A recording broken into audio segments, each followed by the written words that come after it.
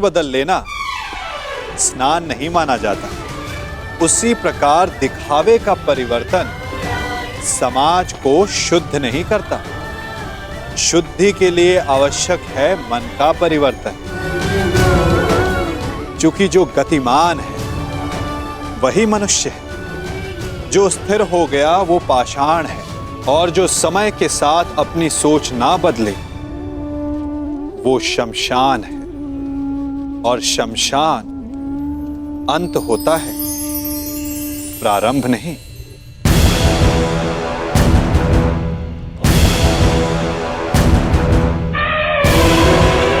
धर्मानुसार आक्रमण से पूर्व हमें पांचाल को चेतावनी देनी होगी। आक्रमण से पूर्व उन्हें समर्पण का अवसर देना आवश्यक है। मामाश्री, कहीं ऐसा ना हो कि हमारी दिग्विजय से पहले अर्जुन दिव्यास्त्र प्राप्त कर ले। इसीलिए तो मैं पहले द्वारका पर आक्रमण करवाना चाहता था दुर्योधन। परंतु चिंतित ना हो, पशुपतास्त्र पाना कोई सरल कार्य नहीं। मार्ग में बहुत सी बाधाएं भी हैं सम्राट। मैं तुम्हें हानि नहीं पहुंचाना चाहता, परंतु मुझे मेरा मार्ग भी बनाना है।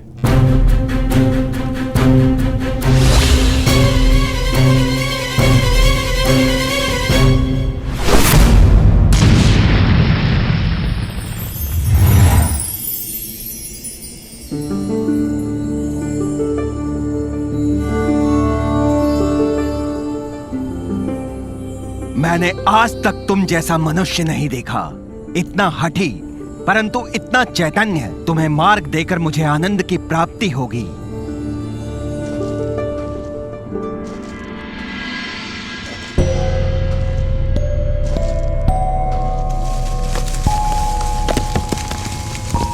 कौन है? कौन है यहाँ?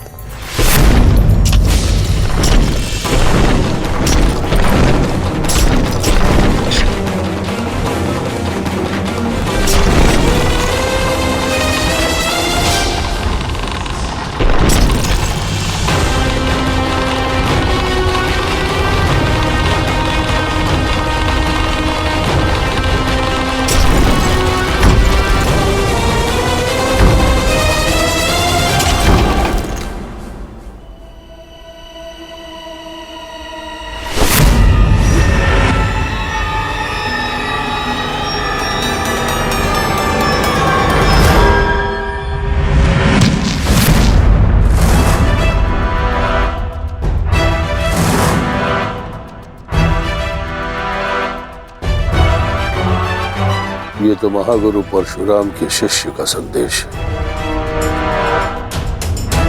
परंतु किसका? द्रोण का, भीष्म का, या फिर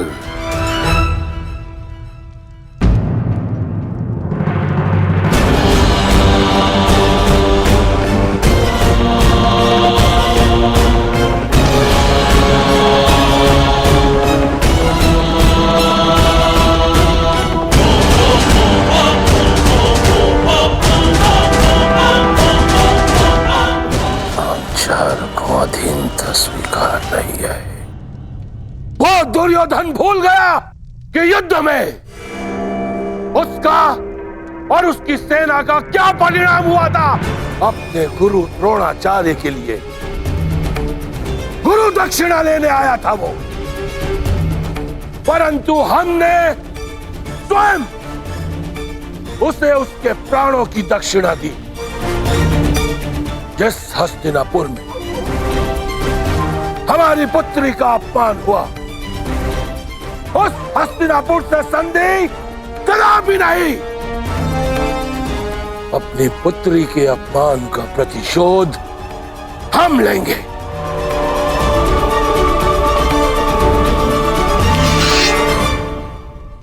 यह पांचाल नरेश द्रुपद हस्तिनापुर के विरुद्ध युद्ध का शंखनाद करता है। धृष्टद्युम्न, पांचाल के सबसे घातक अस्त्र को प्रस्तुत करने का समय आ गया है।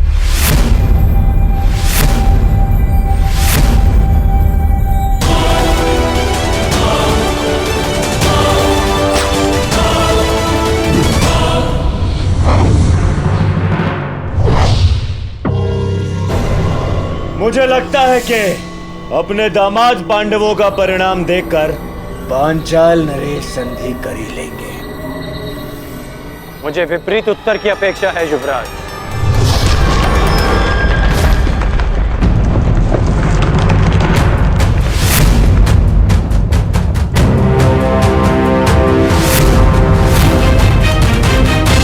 पांचाल नरेश का उत्तर आ गया युवराज।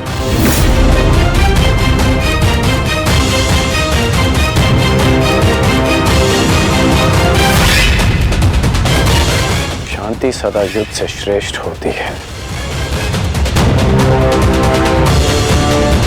हमने शांति का प्रयास किया जो निष्फल रहा। अब शांति का अपमान करने का फल पांचाल नरेश को चुकाना होगा।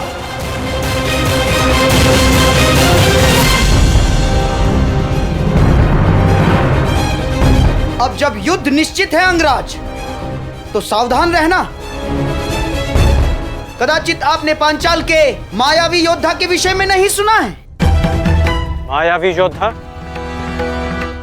हाँ अंगराज, मायावी योद्धा द्रुपद की सबसे बड़ी शक्ति।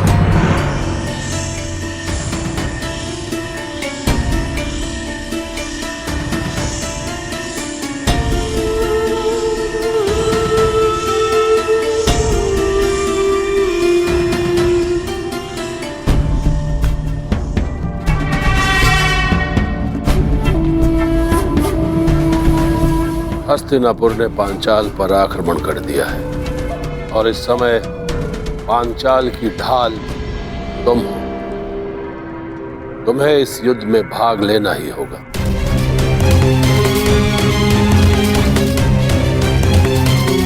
गहरे काले वस्त्रों में योद्धा नहीं, अंधकार है वो।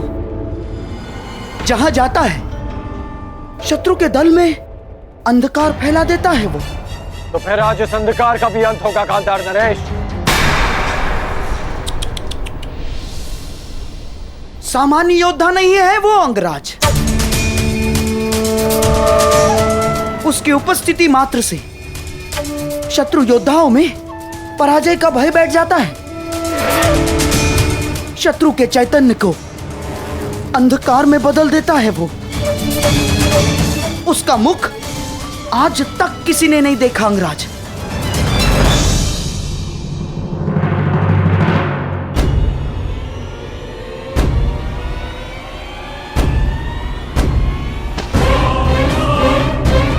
यही अवसर है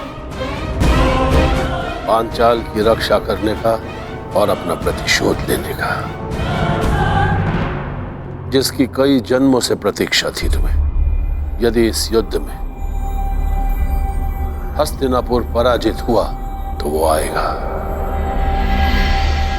वो अवश्य आएगा जिसकी तुम्हें प्रतीक्षा है। उसके सामने आते ही शत्रु के मुख से साहस उतर जाता है और भय का अंधकार छा जाता है अंगराज।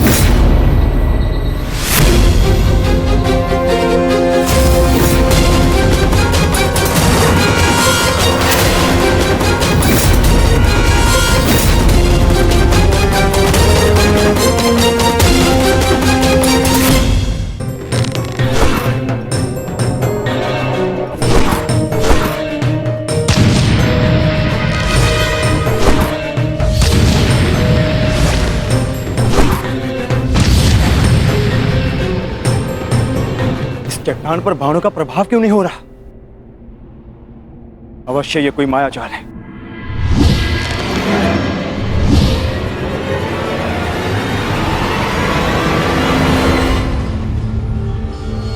मैं तुम्हें चेतावनी देता हूं, मुझे युद्ध के लिए विवश मत करो।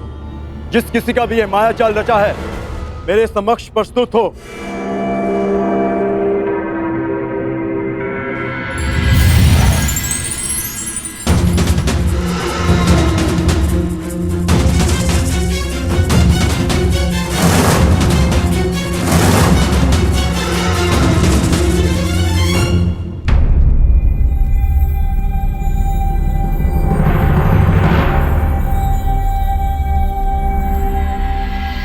हस्तिनापुर ने पंचाल पर आक्रमण कर ही दिया। यदि हस्तिनापुर की सेना आई है तो वो भी जरूर आएगा, वो जिसकी मुझे वर्षों से प्रतीक्षा है। आप युद्ध कीजिए। हस्तिनापुर को अंधकार के गरट में पहुंचाने के लिए आपका योद्धा उचित समय पर प्रस्तुत हो जाएगा।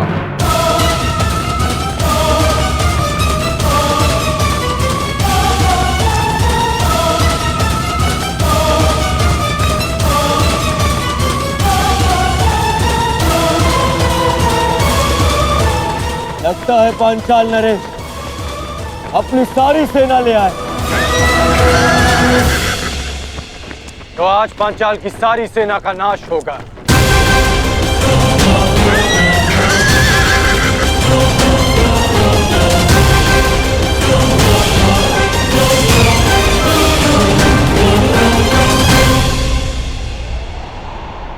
द्रुपद कोई विकट व्यूह रच रहा है अंगराज।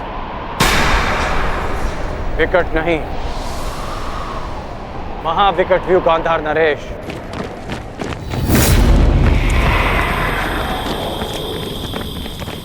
ठीक से देखिए।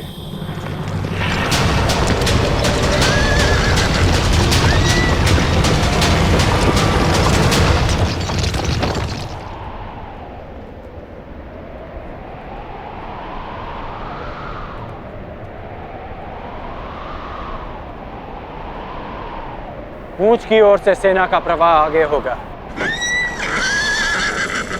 और 6 फनों की अगुवाई करेंगे 6 महारथी।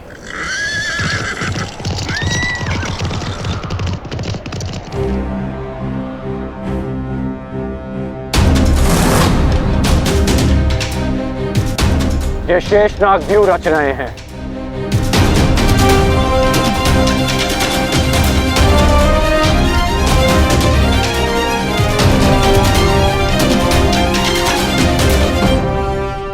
पहले ही प्रयाण में इतनी बड़ी समस्या। हम वन भ्रमण पर नहीं, दिग्विजय पर निकले हैं गांधार नरेश। दिग्विजयों का सामना तो करना ही होगा।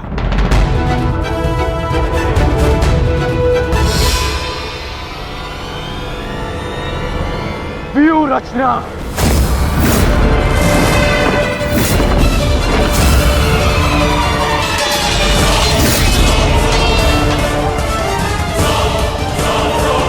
शेषनाग व्यू का उत्तर है गरुड़ व्यू।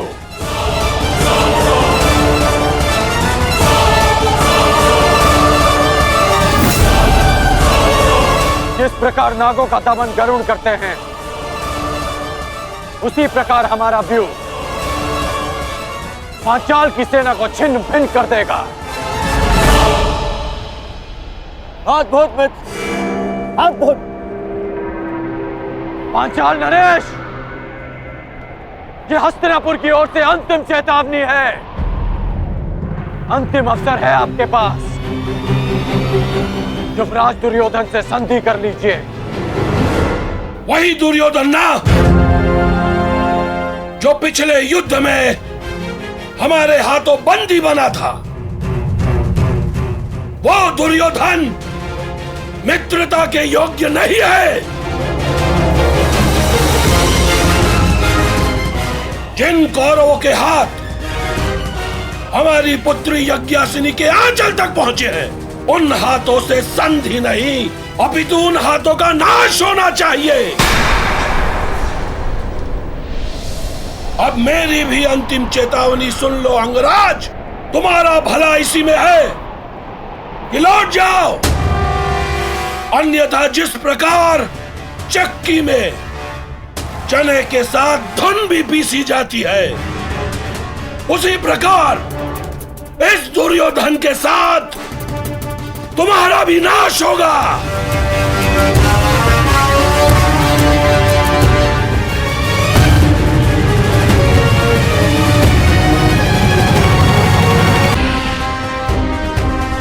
तुम्हारा भला इसी में है कि लौट जाओ।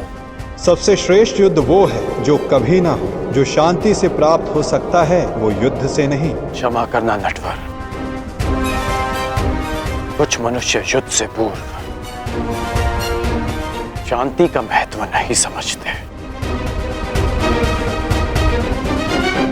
आक्रमण! आक्रमण!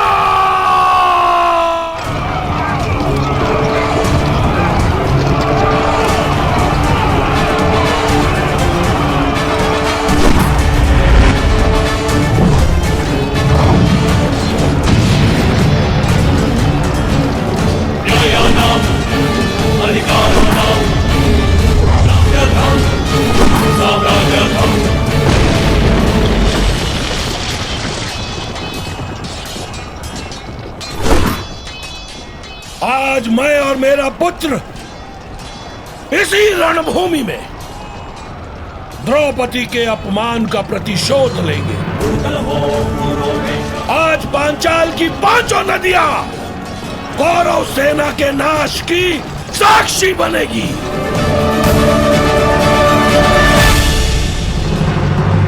आप कौन है देवी? मालिनी, यक्षिणी हूं मैं। क्या चाहिए आपको?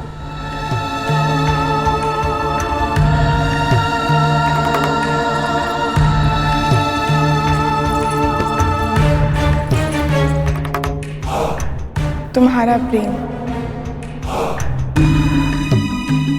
जब से तुम्हें देखा है तुम्हारी ओर मोहित हो गई हूँ अर्जुन। तुम जैसा ही एक वीर पुत्र चाहिए। मुझे स्वीकार करो। क्षमा चाहता हूँ, मैंने ब्रह्मचर्य व्रत लिया है। व्रत और संकल्प दोनों ही तोड़ने के लिए बने हैं। विश्वामित्र ने भी मेनका के लिए अपनी तपस्या तोड़ दी थी। तुम भी तोड़ दो मेरे लिए। नहीं देवी, जब तक मैं पशुपत अस्त्र प्राप्त नहीं कर लेता मैं अपनी प्रतिज्ञा से बंधा। और जब तक तुम मेरी कामना नहीं पूरी कर देते तब तक तुम इसी गुहा में बंद रहोगे। मुझे प्रहार के लिए विवश मत कीजिए।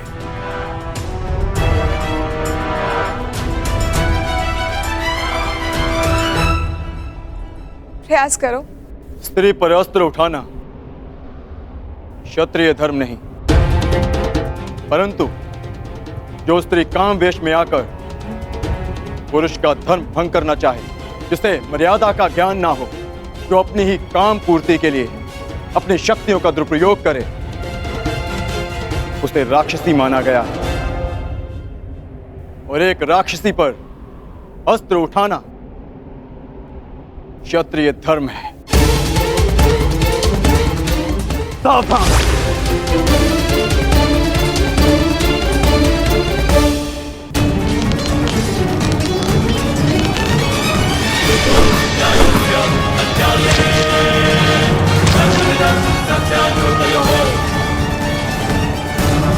पहचान नरेश! आप भूल रहे हैं कि मैंने किससे शिक्षा ली है। कदाचित आपने मुझे स्वयंवर में अपने कौशल प्रदर्शन का अवसर दिया होता तो आज आप मुझसे युद्ध करने का दुस्साहस नहीं करते।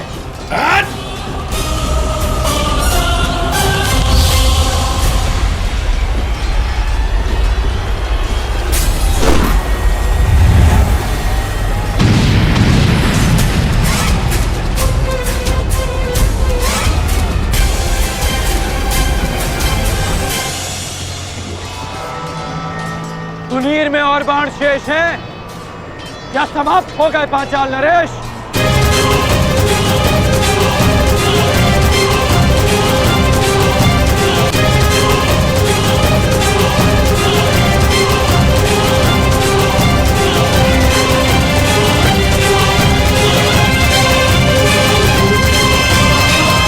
हर प्रहार उस वृक्ष के तने को इतना दुर्बल बना देता है कि अंतिम प्रहार वृक्ष को धराशायी कर जाए।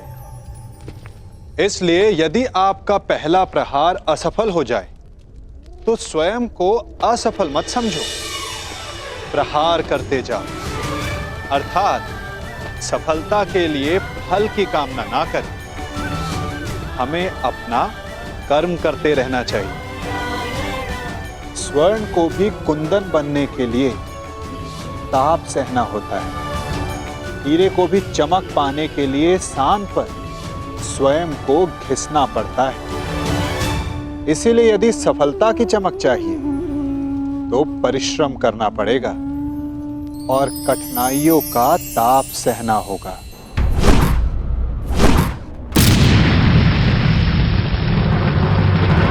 तुनीर में और बाण शेष हैं या समाप्त हो गए पांचाल नरेश? सम्राट, एक बात तो माननी पड़ेगी, तुम्हारे इस मित्र कर्ण का कोई तोड़ नहीं ना। कर्ण का कोई सामना कर सकता है तो वो केवल अर्जुन है, परंतु पता नहीं पशुपतास्त्र की यात्रा में अब वो किस मोड़ पर होगा।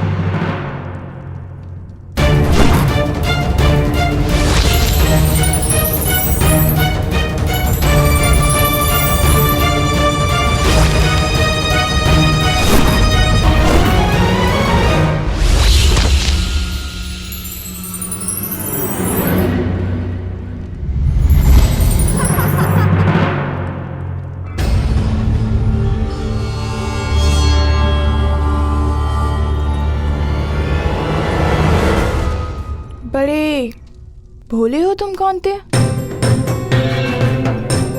जिस अस्त्र से मुझे मारा जा सके वो तुम्हारे पास नहीं है, परंतु जिस अस्त्र से तुम्हें बांधा जा सके वो अस्त्र मेरे पास है।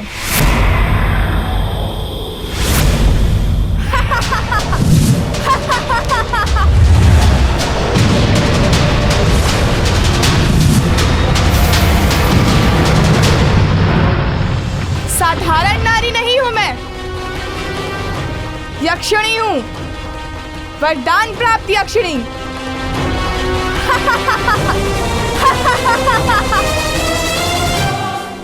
इस कर्ण के सामने हमारा हर प्रहार असफल है पिताश्री।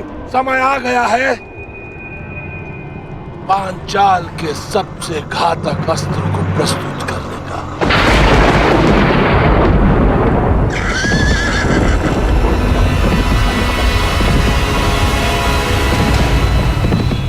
अब भी समय है पांचाल नरेश, हस्तिनापुर की अधीनता स्वीकार कर लो।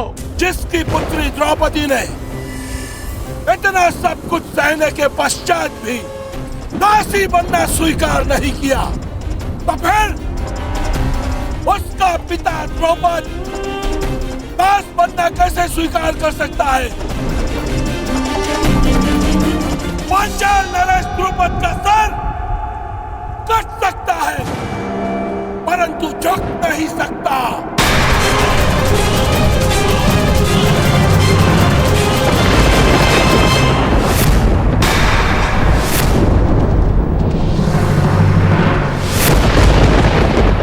मुझे युवराज दुर्योधन के चरणों में राजाओं के मस्तक चाहिए, झुके हुए मिले तो उत्तम, अन्यथा कटे ही सही।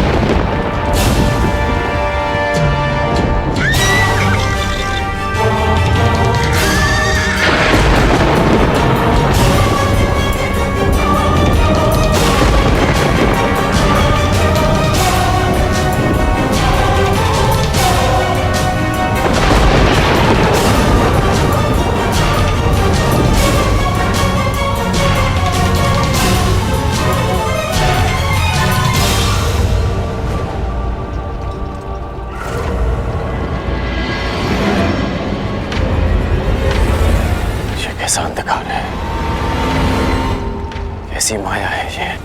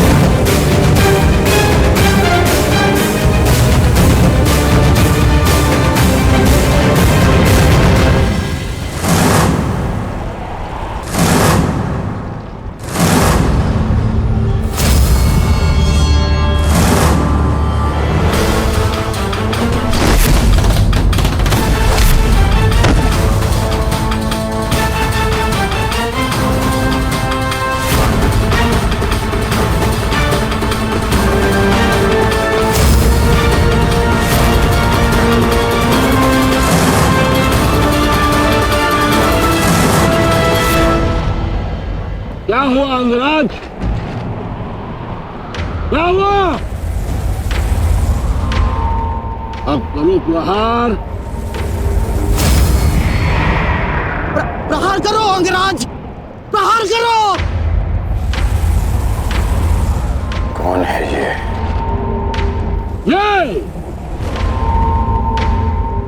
ये द्रुपद का वार। पांचाल का प्रहार है। चलो युद्ध करो। बच सकते हो तो बचो।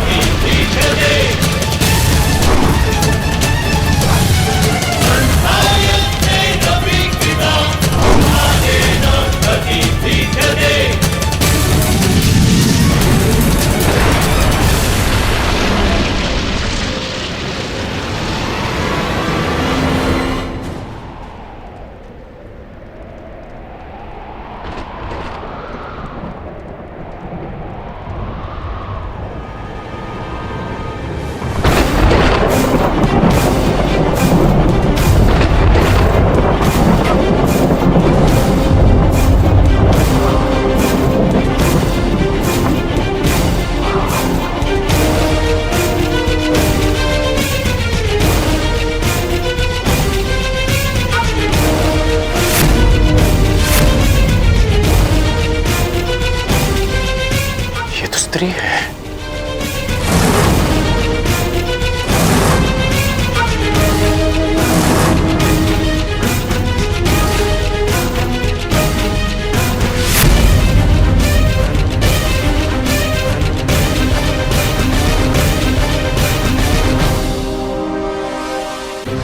सावधान कर्ण।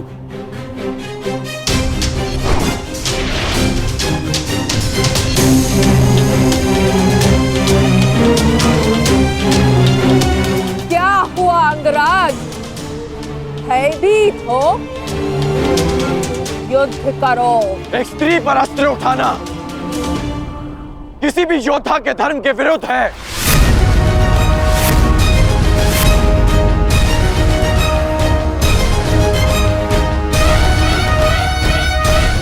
अब क्या करोगे मित्रगण? क्या स्त्री पर अस्त्र न उठाने के कारण हम दिग्विजय का पहला ही युद्ध हार जाएंगे? रुको मत अंगराज, युद्ध करो, क्योंकि जब तुम युद्ध करोगे तब तुम पराजित होगे, और जब हस्तिनापुर पराजित होगा तभी वो आएगा, तभी वो आएगा।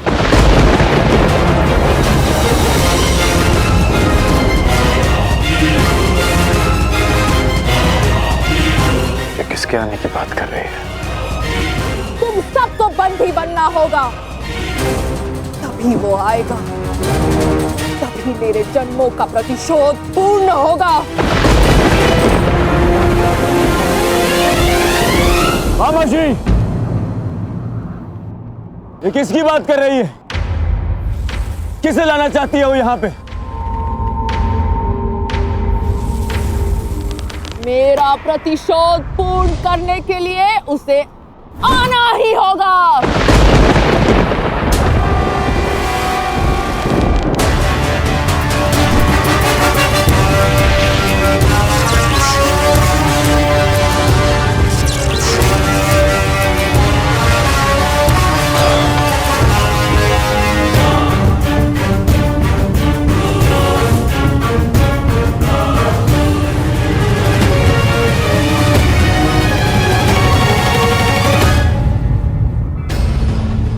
दिव्य कवच तुम्हें प्रहार से बचा सकता है अंगराज, परंतु कब तक? तुम्हें हारना ही होगा। कौन हो तुम वीरांगना? और किसके आने की बात कर रही हो?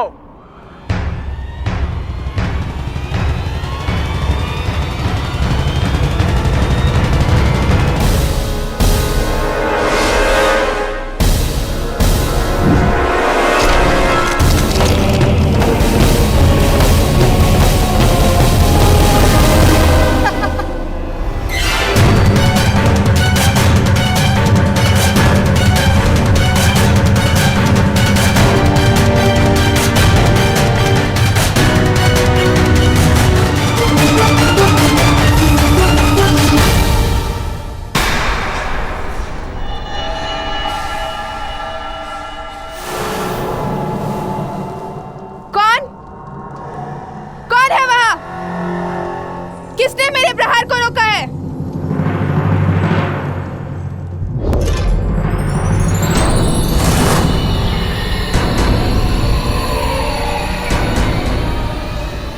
इंद्रदेव, आप?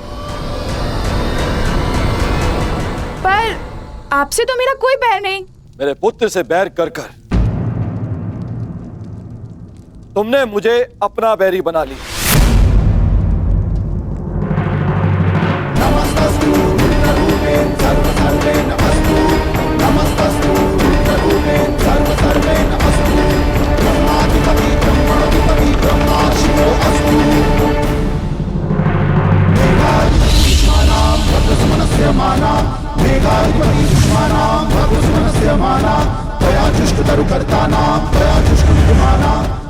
आप ऐसा नहीं कर सकते।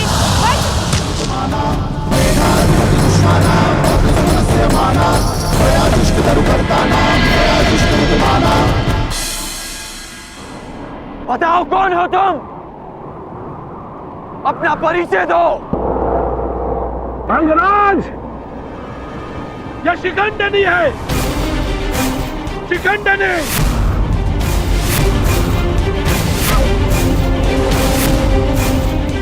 मेरी पुत्री।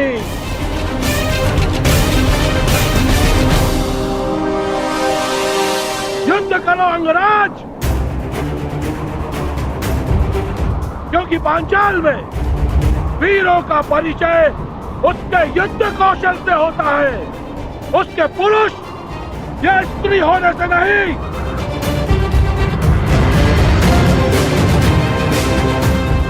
और यदि लड़ने का साहस नहीं है तो बुलाओ उसे, मेरे सामने लाओ। मैं एक स्त्री पर अस्त्र नहीं उठा सकता, और ये पता नहीं किसे लाने की बात कर रही है।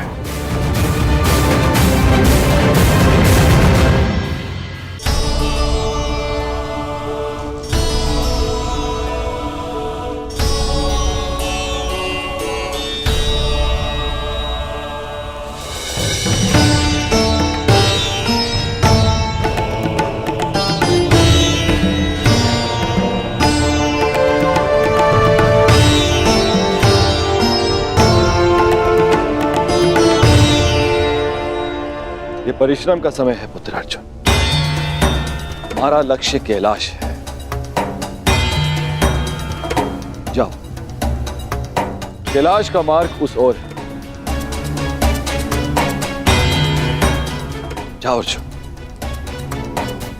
कैलाश की ओर प्रस्थान करो। विजयी भाव, यशस्वी भाव, सफल भाव।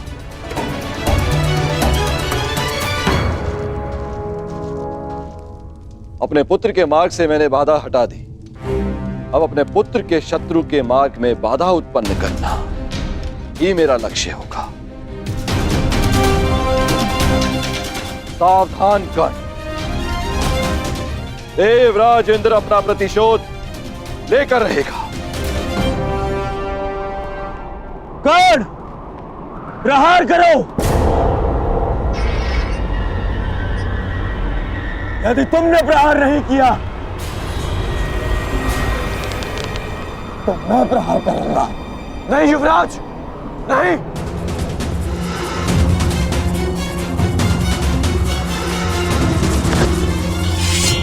यदि तुम प्रहार नहीं करोगे तो मैं करूंगी।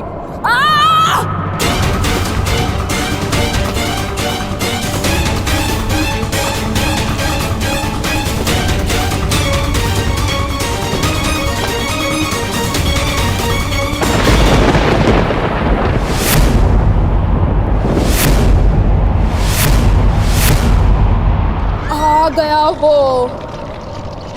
आज मेरे जन्मों का प्रतिशोध पूर्ण होगा।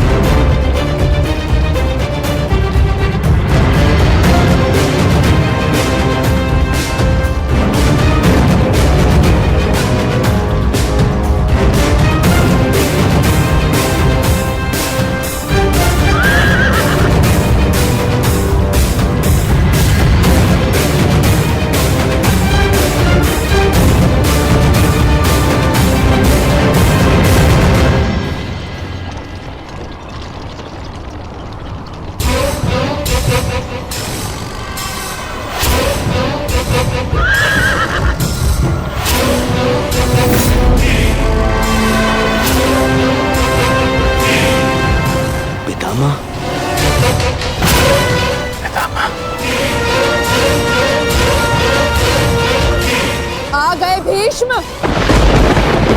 जन्मों से जिस प्रतिशोध की अग्नि में मैं जल रही थी उसे पूर्ण करने के लिए तुम्हें आना ही पड़ा। स्मरण है या भूल गए?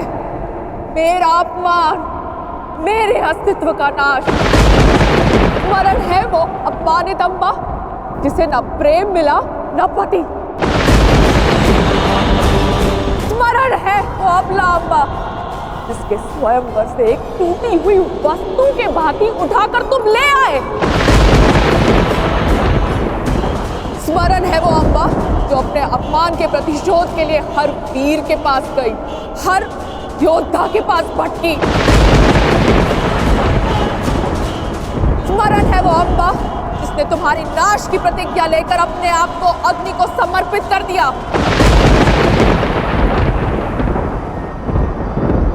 हाँ भीष्म, मैं उसी अम्बा का पुनर्जन्म हूँ। शिखंडिनी, शिखंडिनी, शिखंडिनी।